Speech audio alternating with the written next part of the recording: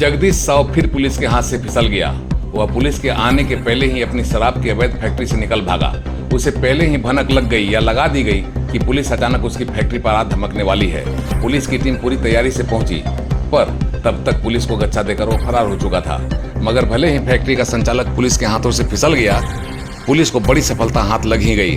Police ने बोकारो औद्योगिक क्षेत्र में संचालित उक्त शराब की अवैध फैक्ट्री पर छापा मारकर बड़ी मात्रा में न केवल विभिन्न ब्रांडों की अवैध नकली देसी शराब का बड़ा स्टॉक जब्त किया, बल्कि पुलिस ने बाकायदा लंबे समय से चल रही विदेशी शराब की अवैध फैक्ट्री का उद्भेदन कर शराब बनाने में प्रयुक्त होने वाली मशीनों व सामानों को जब्त कर लिया। यहाँ से पुलिस को बड़ी मात्रा में शराब के रैपर, बोतलें, ढक्कन व नकली शराब बनाने के काम आने वाले सामान मिले हैं। एक अनुमान के हिसाब से यहाँ से बरामद सामानों की कीमत करोड़ों में है। अब सवाल उठता है कि जब शराब फैक्ट्री नकली और अवैध है तो वह बिना बेरोक टोक कैसे लंबे समय से बोकारो औद्योगिक क्षेत्र के प्रांगण में चल रही थी। बोकारो औद्योगिक क्षेत्र विकास प्राधिकार ने उक्त भूखंड को किस उद्योग के लिए आवंटित किया था, वहाँ कौन सी फैक्ट्री लगनी थी और वहाँ उक्त भूखंड पर अवैध शराब की फैक्ट्री चल कैसे रही थी। लंबे समय से चल रही अवैध शराब की फैक्ट्री से उत्पाद विभाग बेखबर कैसे था। उत्पाद विभाग को इस अवैध फैक्ट्री की भनक क्यों नहीं लगी। बालीडीह थाना और बोकारो औद्योगिक क्षेत्र ओपी पुलिस भी इस अवैध काम को पकड़ने की बजाय उक्त फैक्ट्री से अनजान क्यों बनी हुई थी। यह ऐसे सवाल हैं जो पुलिस, उत्पाद विभाग व बोकारो औद्योगिक क्षेत्र के कार्यकलापों पर अनायास ही सवाल उठाने का अवसर दे देते हैं। आइए जानते हैं इन वक्त पर पुलिस के हाथ से फिसल कर भागे फैक्ट्री संचालक जगदीश साव के बारे में।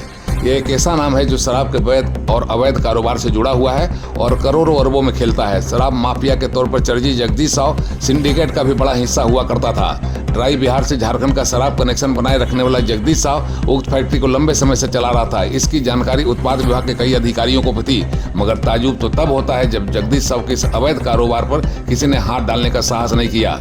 मजबूरी कहें या चांदी के जूते की पिटाई कि किसी ने इसके पहले इस फैक्ट्री पर हाथ डालने का साहस नहीं किया। यह जगदीश साव की पहुंच का प्रभाव था या उसकी ओर से लक्ष्मी का बनाया हुआ प्रभाव कि उसके साम्राज्य पर किसी ने अब तक हाथ नहीं डाला। नतीजतन जगदीश साव का कारोबार चलता रहा, उसका साम्राज्य कायम रहा और यहाँ से बनी अवैध शराब बिहार व झारखंड की मंडियों तक अपनी धूम मचाती रही। चर्चा तो यह है कि बोकारो के होटलों व ढाबों में बिकने वाली अधिकांश शराब मेड इन जगदीश फैक्ट्री ही है। चर्चा है कि जब पुलिस ने गुप्त सूचना के आधार पर डीएसपी आशीष माली के नेतृत्व में उक्त फैक्ट्री के बारे में मिले इनपुट पर छापा मारने की तैयारी की, तब तक जगदीश साव को उसकी रसूख के कारण सूचना मिल गई कि पुलिस आने वाली है और वह समय से पहले ही फरार हो गया। पुलिस को सफलता तो मिली, मगर जगदीश साव की गिरफ्तारी में पुलिस को असफलता हाथ लगी।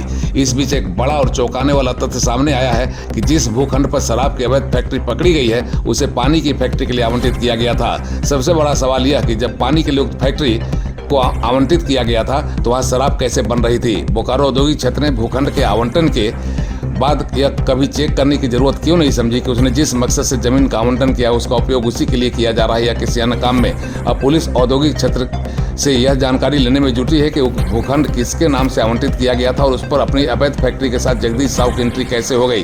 फिलहाल पुलिस इस बड़ी सफलता से बेहद उत्साहित है। वहीं इस अवैध फैक्ट्री से अनजान रहे उत्पाद विभाग के पास इस बाबत कोई जवाब नहीं देते बन रहा। पुलिस ने मामला दर्ज किया है, जांच चल रही है और जगदीश साव की गिरफ्तारी पुलिस के लिए बड़ी चुनौती बन गई है। सवाल उठाया जाने लगा है कि क्या अपना बड़ा प्रभाव रखने वाला रसूखदार अरबपति शराब माफिया जगदीश साव कानून की शिकंजों में कसा जाएगा। फिलहाल अगर पुलिस ने कायदे से जांच की तो इस फैक्ट्री का ड्राई बिहार से अवैध कनेक्शन का बड़ा नेटवर्क भी उजागर हो सकेगा।